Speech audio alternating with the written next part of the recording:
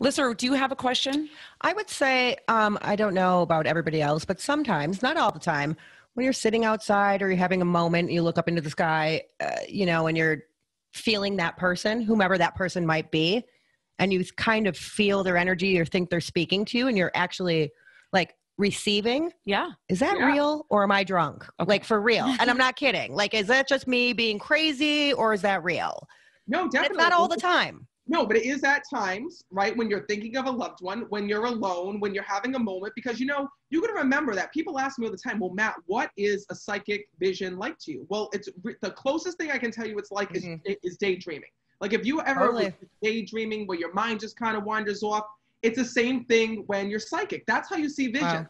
Wow. It's like being in a daydream right then and there, but for your clients. So when it comes to people who are intuitive or who are connected, anytime when your mind is kind of quiet, and you're just really fully just immersed within yourself and just relaxed, that's the time when they're going to come in and talk to you. It could be when you're walking. It could be when you're on the treadmill. It could be when you're just sitting at home in a quiet place where you start to think of your loved one. And the next thing you know, you start to feel like you hear little messages from them. And people say to me all the time, Matt, am I crazy? Like I could have sworn that my father said something to me or that my mother was talking to me. And no, you're not crazy. What you're hearing and feeling is real. That's incredible. What about when we hear a name? Because I've heard Jenny. And I'm like, oh, shit, who's that? Yeah, and you know what? That's the most common. That's the most common. When you hear a name, I get excited. Oh, my God. When you hear what? I heard my name twice last Thursday. Oh, I thought you just heard your name now. I was like, no, but I've heard it's a whisper. I hear like Jenny.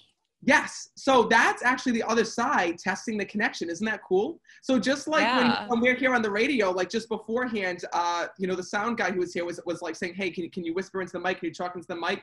Well, the other side tests the connection with us all the time. It might be that we hear our name. It could be that we hear someone say hello. It might be that you're in the house and then all of a sudden you hear a voice in the distance. That's the other side. And what's crazy is that you don't have to be a psychic medium to tap in and to tap out of that. I feel like everyone sometimes taps in and taps out of the spiritual world because they're right here. They're with us. It's just a different vibration.